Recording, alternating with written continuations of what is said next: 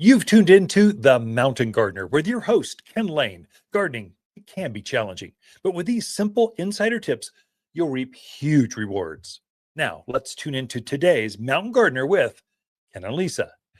And back in the studio is Lisa Watters-Lain. She comes each week and just shares her garden tips, tricks, and insider hacks that just make gardening better. Welcome, Lisa. Thank you. So what you got for us this week?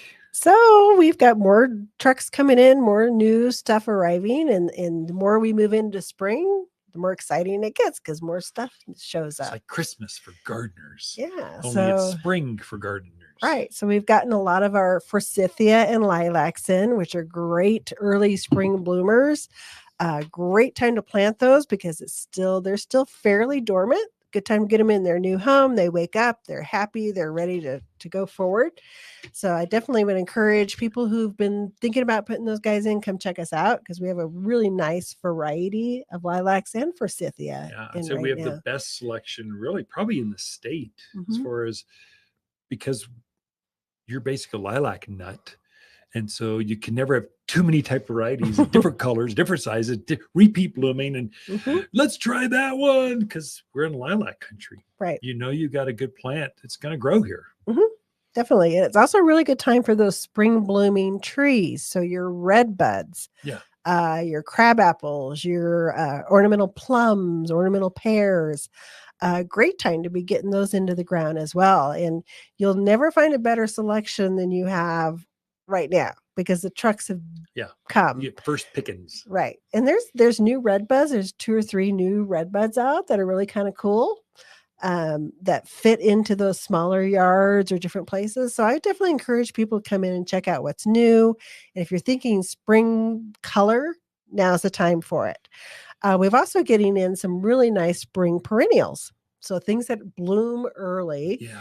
And the thing that I like about some of these perennials I'm talking about today is they start early and they go through the season. So it's not a one and done. They're going to continue to bloom all through the season. You are in perennial country. This is, we've got a cool winter. So the perennials need it to be cold because they need to rest underground. Most of them, not all of them, but generally they rest underground. Then they come back again from the roots and do it all over again. So you're once and done. You plant it once. If you're thinking of flower gardens, don't torture yourself. Just do perennials. It makes it so much easier. Put it in once, you're done. Just you have to think it through a little bit more because you need to, because they don't bloom quite as long as annuals. So you have a sequence. You need spring, summer, fall. You need this variety.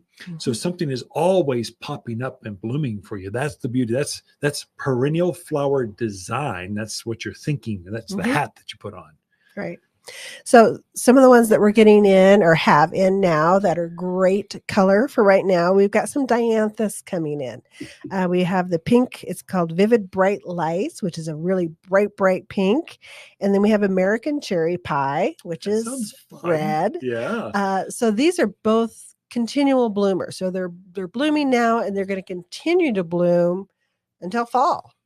Which is really nice about them. And they're super easy to kind of deadhead them, trim them off, and you just get more blooms and more blooms and more blooms. The other nice thing about the dianthus is it is very animal resistant. Oh, yeah. So that would be for javelina, deer, and bunnies. So super in container, easy to grow in containers and in the ground. So this is such a versatile plant. Good sun-loving plant, likes it where it's going to get a lot of all-day sun. But just, I love the dianthus. I think it's really underutilized in a lot of our perennial beds and in our containers. Well, it might be underutilized, but it comes by 3 names. So maybe some garden kind of trivia. So there's carnations, there's pinks, and there's dianthus. They're all 3 the same thing. So they're all, they have variations. So carnations have a little bit bigger flower.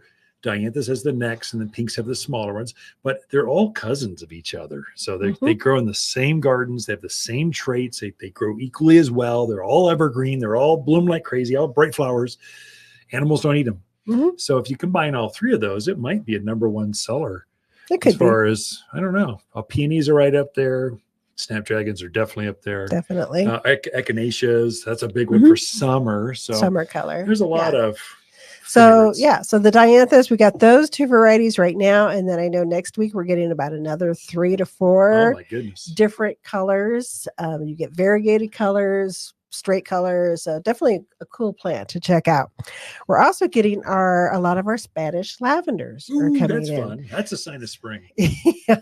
The thing I love about Spanish lavenders is they start blooming early, but they also are a great pollinator plant. Yeah. So if you in those vegetable plant area, your fruit tree areas, things where you Flowers. want, they're just really great for bringing in those pollinators. So the Spanish lavenders are different from the English lavenders, mainly in their blossom.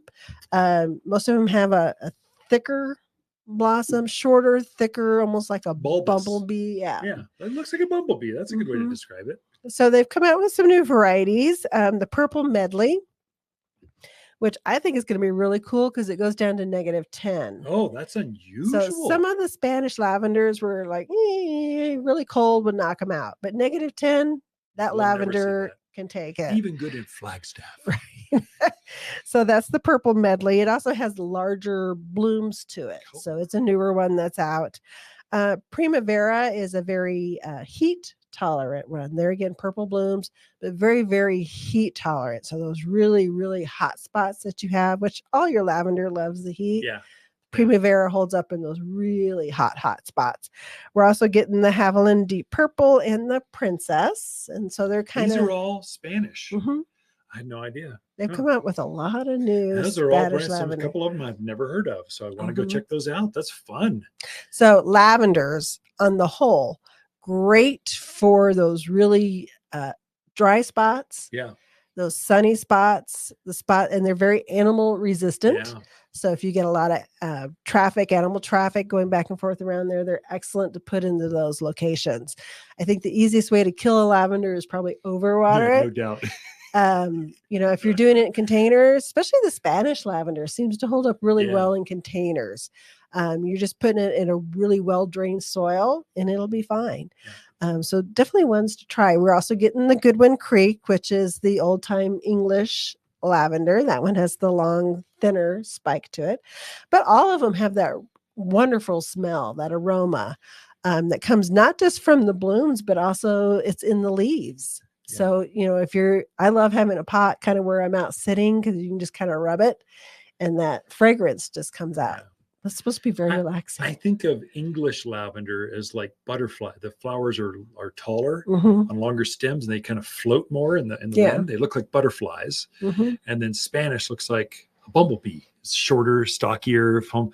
Going, how is that even possible? How does that thing fly?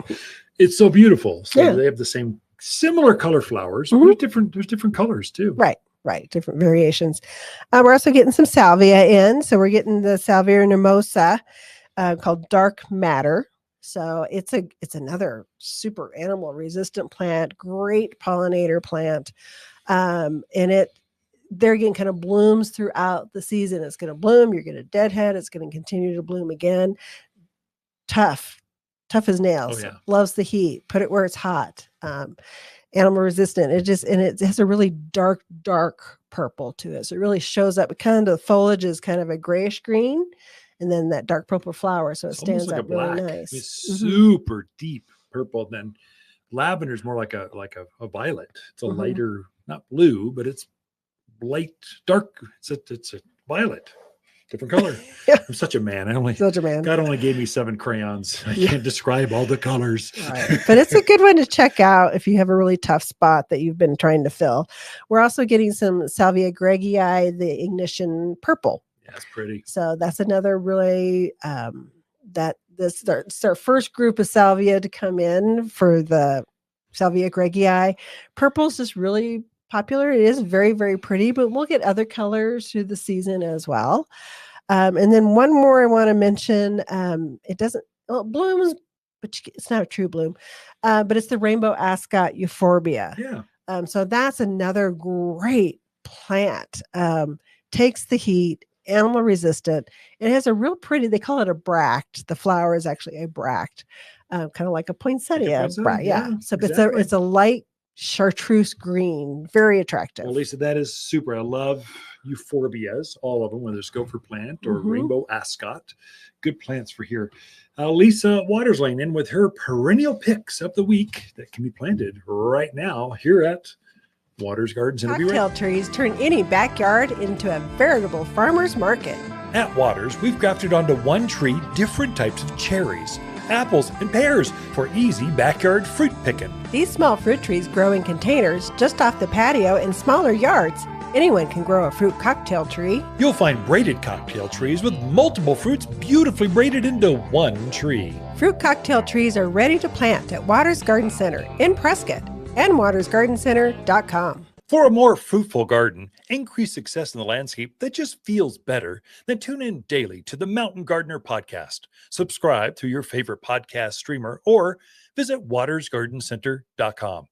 Better yet, visit me directly right here at Watters Garden Center. Thanks for tuning in.